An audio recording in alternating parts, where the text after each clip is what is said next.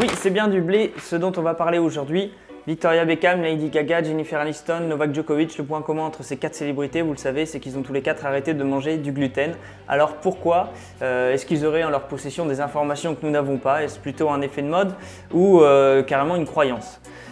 Alors je ne vais pas vous dire si le gluten est plutôt bon ou mauvais, puisque je pourrais vous dire qu'il est plutôt bon, puisque si on arrête d'en manger, on va certainement avoir des carences. On peut se retrouver avec certaines carences. Mais je pourrais aussi vous dire qu'il est plutôt mauvais, puisqu'il peut éventuellement provoquer de l'eczéma, de l'inflammation, des maladies auto-immunes, des céphalées, la fatigue, des dépressions, troubles gastro-intestinaux, des plaques rouges, des maux de tête, des problèmes de peau, des maux de ventre, etc. Ça, c'est déjà ce qu'on raconte dans toutes les vidéos, donc je ne vais pas le répéter. Par contre, ce qu'on va essayer de voir ensemble, ça va être justement le mécanisme qui amène à cette conclusion A ou à cette conclusion B, puisque c'est la seule chose qui va en fait vous permettre d'avoir votre propre point de vue sur le sujet et aussi d'en débattre avec vos arguments à vous. Donc on va commencer ça tout de suite avec quelque chose qui est très intéressant, c'est l'histoire du blé, puisqu'on en mange depuis déjà très longtemps. Et oui, on consomme du blé depuis longtemps puisqu'il est associé à la cueillette. Alors on cueillait des fruits, des tubercules, des noix, des champignons, mais aussi des grains de blé sauvages qu'on appelle l'épeautre.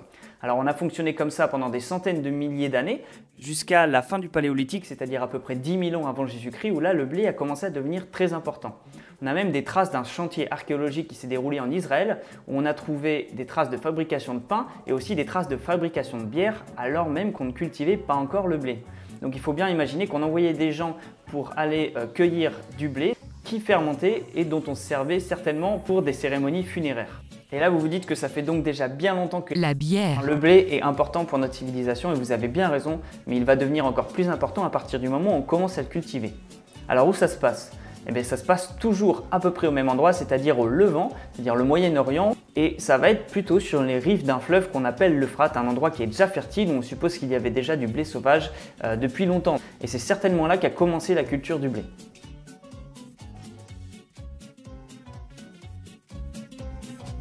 Alors entre le début de cette culture, qui a commencé à peu près 8000 ans avant Jésus-Christ, et aujourd'hui, le blé a subi énormément de modifications qu'on a classées en 3 parties principales. Tout d'abord, les modifications mécaniques. Alors, l'axe du blé était au départ fragile, c'est-à-dire que quand vous touchiez l'épi, il se cassait en plein de petits grains. Comme ça lui permettait soit d'être emporté par le vent, de s'éparpiller par terre ou de s'accrocher à la laine des animaux. Mais lors de la récolte, ça c'est très compliqué puisque si quand vous touchez l'épi, les grains de blé vont par terre, vous n'allez pas les ramasser un par un. Du coup, naturellement, on a sélectionné les épis les plus solides, ce qui fait que le blé s'est transformé de rachis fragile à rachis non fragile. C'est-à-dire l'axe du blé était fragile au départ, maintenant il est solide puisque c'est les épis les plus solides qu'on a sélectionnés. Deuxième modification mécanique, il est assez fastidieux d'enlever l'enveloppe des grains de blé. Alors on a préféré sélectionner les grains de blé pour lesquels l'enveloppe s'enlevait facilement. L'enveloppe, on appelle ça le bail. Et au fil du temps, on est arrivé à des variétés de blé comme le blé dur d'aujourd'hui ou le blé tendre d'aujourd'hui, qui sont des blés à grains nus. C'est-à-dire que l'enveloppe s'en va très facilement. On secoue un peu les grains de blé, l'enveloppe se décolle du grain et après, grâce à un souffleur, on sépare l'enveloppe, le bail, du grain. Voilà pour les modifications mécaniques. Ensuite, les modifications chromosomiques. Lorsqu'on a commencé à cultiver le blé, on utilisait principalement 2 variétés. Le petit épeautre qui avait 7 paires de chromosomes et l'amidonnier sauvage qui lui avait 14 paires de chromosomes. Ces 14 paires de chromosomes venaient déjà d'une rencontre entre 2 blés sauvages qui avaient chacun apporté leurs 7 paires de chromosomes. C'est pour ça que l'amidonnier sauvage en a déjà 14. Au fil du temps, cet amidonnier sauvage, il a rencontré un autre blé sauvage, ce qui fait que maintenant il a 21 paires de chromosomes. Dans le monde végétal, il arrive souvent que les chromosomes se superposent. Ça s'appelle la polyploïdie. Cette polyploïdie a pour conséquence que le blé moderne aujourd'hui, le blé tendre, a 21 paires de chromosomes et du coup, il est beaucoup plus lourd génétiquement qu'avant. Alors, il n'a pas été prouvé jusqu'à aujourd'hui que c'est un impact sur notre consommation. Déjà en 1996, quand le professeur Seignolet écrivait son livre L'alimentation, la troisième médecine, il disait lui-même « Nous ignorons les conséquences totales de la polyploïdie », en parlant du blé justement. Mais aujourd'hui, il n'y a pas de nouvelles études qui nous donnent plus d'informations.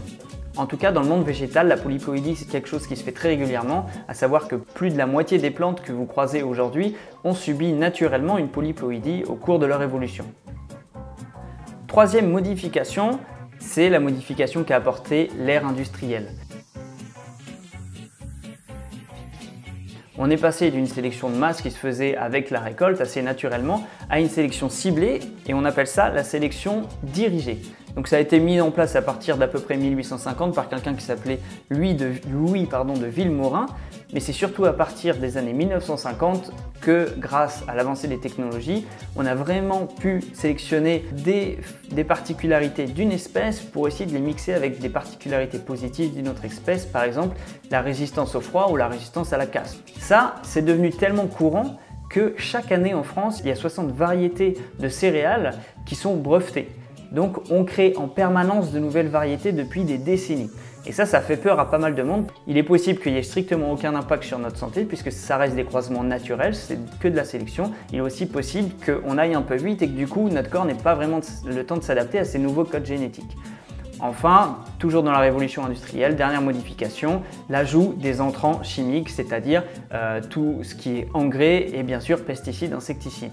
Alors ça ne change pas le blé en lui-même, par contre ça change le blé qu'on mange puisque lorsqu'il y a des pulvérisations, vous vous doutez bien qu'il y a une partie, même si elle est infime, des pulvérisations qu'on va ingérer nous aussi. Donc ça c'est pas le blé lui-même, mais ça va être ce qui concerne quand même le blé qu'on va manger. Donc voilà pour toutes les modifications qu'a subi le blé entre la cueillette et aujourd'hui. Maintenant, on va s'intéresser à ce qui se passe quand on le mange, c'est-à-dire principalement à la molécule, à la protéine de gluten.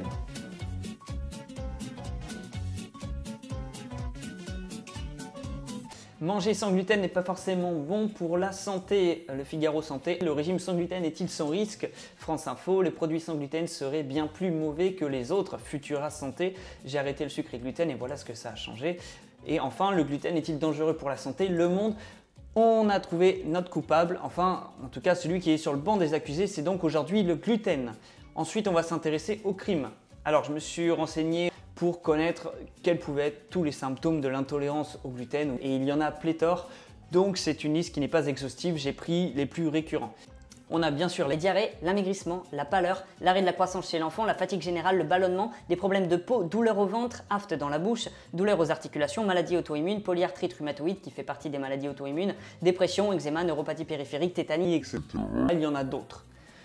Maintenant qu'on a notre présumé coupable et notre crime, on va essayer de trouver le chaînon manquant qui relie ces deux éléments.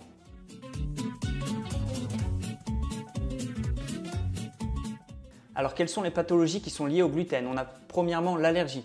L'allergie, quand vous mangez du gluten, les minutes qui suivent, vous avez l'apparition de plaques rouges, vous avez une réaction allergique. Donc ça, c'est quelque chose de très rapide et qu'on sait très rapidement. Assez facile à diagnostiquer et ça représente très peu de monde. Donc ça, on ne va pas s'y intéresser. Par contre, quelque chose auquel on va s'intéresser de plus près, c'est la maladie cœliaque, puisque le mécanisme de la maladie cœliaque va pouvoir expliquer pourquoi tant de personnes se considèrent comme étant intolérants au gluten. Alors que se passe-t-il lors de la maladie cœliaque? J'ai pris une définition de la Société nationale française de gastro-entérologie qui nous dit, lors de la maladie cœliaque, le gluten déclenche une réaction exagérée du système immunitaire, d'où une inflammation entraînant la destruction des villosités de la muqueuse intestinale. Qu'est-ce que ça veut dire? Vous avez ici un intestin sain. L'intestin grêle, qui fait à peu près 7 mètres de long, il est rempli de villosités, c'est-à-dire de petites vagues ou de petits cils, ce qui lui permet d'augmenter énormément sa surface de contact entre ce que vous avez mangé, donc le contenu alimentaire, et l'intestin. Pourquoi c'est important d'avoir une grande surface de contact? Puisque c'est ce qui va permettre d'avoir les échanges au niveau des protéines, au niveau des lipides, au niveau des glucides, au niveau des vitamines et au niveau des minéraux. Plus la surface de contact sera grande, plus vous avez de chances que les lipides, etc. Pénètrent le corps en fait. Dans la maladie cœliaque, lorsque le gluten est décomposé en plusieurs protéines plus petites, il y a une de ces protéines qui est considérée comme toxique par notre organisme. Ça arrive avec plein d'aliments, c'est pas grave, justement la réaction immunitaire permet de prendre ce qui est bon dans l'aliment et de détruire ce qui est mauvais, c'est pas un souci. Le souci c'est que plusieurs protéines du gluten, par exemple l'alpha-gliadine, mais il n'y a pas qu'elle, est assez proche de certains marqueurs du SWAS chez certaines personnes. Oh, je crois que j'ai oublié quelque chose. Le marqueur du SWA est une carte d'identité présent à la surface de chaque cellule afin que le système immunitaire puisse la reconnaître comme faisant bien partie de notre corps et étant non nocive. Si ce n'est pas le cas, il la détruit. Voilà, on peut reprendre. Le souci, c'est que plusieurs protéines du gluten, par exemple l'alpha-gliadine, mais il n'y a pas qu'elle, est assez proche de certains marqueurs du SWA chez certaines personnes. Donc mon corps va avoir une réaction immunitaire qui va attaquer ces protéines de gluten mais en même temps, on va commencer à attaquer mes propres protéines parce qu'il va les confondre. Et ça arrive chez tous les gens qui ont une maladie cœliaque. Lorsque la réaction immunitaire se met en place, votre corps va attaquer du coup vos cellules intestinales. Ce qui fait que les villosités et les petits cils vont être attaqués par vos propres cellules immunitaires, principalement les globules blancs, et les détruire. Donc vous allez perdre les cils, les villosités, ce qui fait que la surface de contact entre le bol alimentaire et la paroi intestinale diminue grandement. Et comme vous vous en doutez, ça provoque énormément de problèmes et principalement des problèmes de carence. Puisqu'il y a beaucoup moins de surface d'échange, vous allez être en carence au niveau de certaines vitamines et au niveau de certaines protéines, au niveau de certains minéraux, au niveau de certains glucides et au niveau de certains lipides. Je vous laisse imaginer tout ce qui peut découler donc d'une maladie cœliaque. Carence au niveau de la vitamine C ou de la vitamine D, vous allez avoir des fragilités osseuses. Carence au niveau énergétique, donc vous allez avoir non seulement des fatigues mais aussi des pâleurs. Le fait que votre intestin soit attaqué, ça va pouvoir provoquer des ballonnements, des douleurs au ventre. Il y a tout un enchaînement de pathologies qui est une cascade monumentale, donc c'est pour ça qu'il y a tant de symptômes en fait de la maladie cœliaque. Deuxième problème, on a affaire aussi du coup à un problème de porosité. À force d'être attaquées, ces cellules intestinales, elles remplissent plus leur rôle d'étanchéité entre l'intérieur de l'intestin et l'extérieur. Ce qui fait que vous avez une partie du contenu alimentaire, certaines molécules qui vont réussir à passer entre les cellules de l'intestin, qu'on appelle les entérocytes, et du coup il y a énormément d'éléments pathogènes qui vont aller à l'intérieur de votre corps. Du coup, vous allez encore augmenter la réaction inflammatoire, c'est-à-dire vous allez avoir des cellules immunitaires partout dans votre corps. Ça va poser problème puisque ces cellules immunitaires, elles vont commencer à attaquer éventuellement vos articulations, toujours dans le processus de la réaction auto-immune, qui fait qu'on peut avoir des maladies comme la polyarthrite rhumatoïde, mais aussi attaquer votre système nerveux, attaquer la paroi intestinale, on l'a déjà dit, mais attaquer plein de systèmes de votre corps. Donc là, on comprend complètement pourquoi, quand il y a en effet une intolérance au gluten, on a tout un panel de symptômes aussi différents les uns que les autres qui apparaît, puisqu'en fait ça en découle. Si vous avez compris ça, vous avez compris ce qu'est la maladie cœliaque.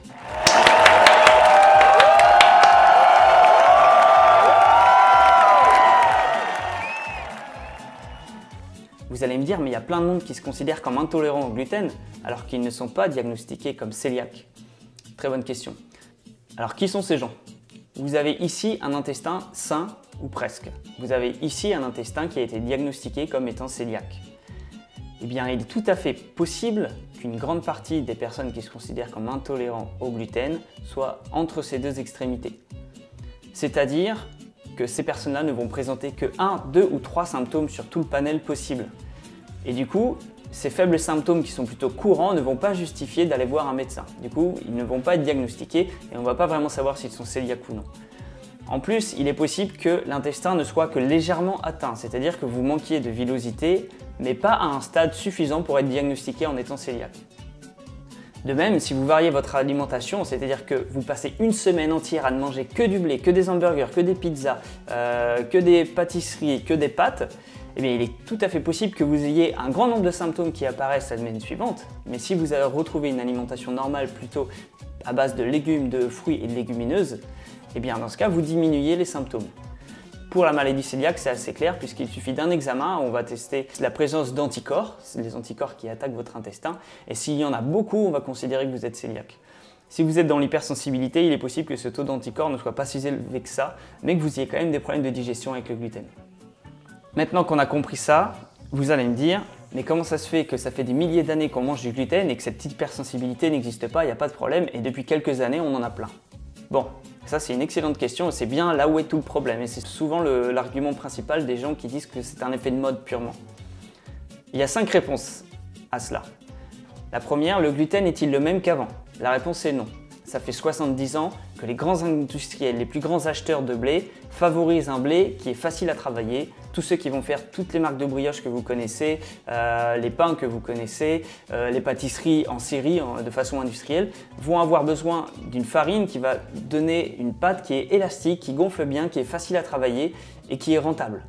Donc, depuis 70 ans, la sélection tend au même genre de blé. Le marché naturellement va modifier le gluten au fil de la création de nouvelles variétés. Donc le gluten que vous mangiez en 1800 n'est plus du tout le même que celui que vous mangez aujourd'hui. Deuxième chose, la diversification du blé que vous mangez. Avant, en fonction du jour de la semaine, vous n'alliez pas manger le même pain. Ça peut être du pain de petit épeautre parce que votre voisin A cultive du petit épeautre le lundi, du pain de grand épeautre le mardi parce que votre voisin B cultive du grand épeautre. Mercredi, vous allez dans le village d'à côté et c'est pas le même blé non plus qu'ils cultivent. En fonction des saisons, en fonction de la zone géographique, vous allez changer de blé. Donc avant, il y avait un régime varié au niveau du type de blé que vous mangez. Donc si vous étiez intolérant à un type de blé, c'est pas grave puisque le lendemain vous en mangez un différent, ça laissait le temps à votre intestin de cicatriser. Aujourd'hui, la sélection et le marché a fait que certaines marques dominent le marché et vous allez globalement manger exactement le même type de blé selon que vous mangez une brioche de telle marque ou un pain de telle autre marque. Ça va être globalement du blé tendre, arachis non fragile, non vêtu et qui va avoir les mêmes caractéristiques génétiques que les autres blés qui sont bien vendus. Troisième élément et qui participe très certainement à l'effet de mode, lorsque vous arrêtez de manger du blé, vous arrêtez aussi de manger tous les additifs qui vont avec. La plupart du blé qui est contenu dans notre alimentation vient de produits transformés. Lorsque vous achetez une baguette en supermarché, c'est additif. Je vous mets au défi d'acheter un pain de mie d'une grande marque dans le supermarché et de regarder les ingrédients qu'il y a dedans. Et vous allez être surpris. Donc si vous arrêtez ce pain de mie là, c'est peut-être pas l'arrêt du gluten qui va vous faire du bien, mais c'est peut-être l'arrêt de ces additifs là. Quatrième élément, les pesticides. Il est tout à fait possible que l'arrivée des pesticides de manière industrielle depuis les années 50 pose problème lui aussi. On revient à l'élément 3, si vous arrêtez le blé, vous arrêtez non seulement les pesticides, non seulement le gluten et en plus les additifs. Donc savoir lequel de ces 3 éléments fait que vous vous sentez mieux, c'est assez difficile. Enfin, cinquième élément, la quantité de gluten qu'on mange. Alors là, il y a énormément d'études sur le sujet et si jamais il y a des gens qui sont renseignés, je veux bien que vous me les donniez en commentaire ces études parce que moi j'en ai trouvé. J'ai trouvé une thèse, une étude américaine et une communication du syndicat de l'amidon français et les 3 me donnent 3 résultats différents.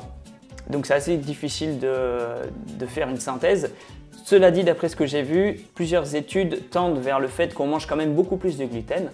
Non pas parce qu'on mange plus de pain, puisque du pain on en mange moins, mais parce qu'il y a du gluten dans tout aujourd'hui. Le gluten est un élément de l'industrie qui sert dans la charcuterie, qui sert dans les médicaments, qui sert dans les bonbons, qui sert partout. C'est un liant qu'on retrouve dans énormément d'aliments. Donc il est tout à fait probable qu'on mange plus de gluten aujourd'hui. Il y a plusieurs études qui le disent, vous verrez ça en commentaire.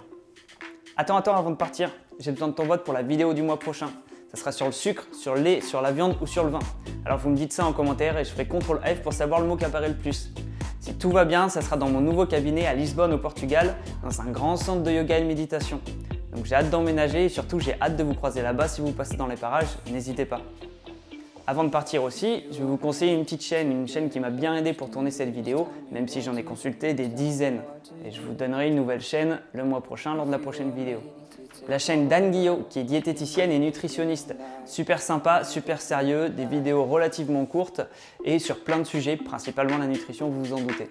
C'est tout pour moi, il y a encore plein de sujets que j'aimerais creuser, si j'ai le temps de le faire, j'ai au moins 15 vidéos en tête, mais bon, c'est pas certain que je garde la motivation jusque-là. En attendant, je vous souhaite de joyeuses fêtes, une bonne année et bienvenue au Portugal alors. Ah, mais il y en a un ou deux qui se demandent pourquoi il n'y a pas de conclusion.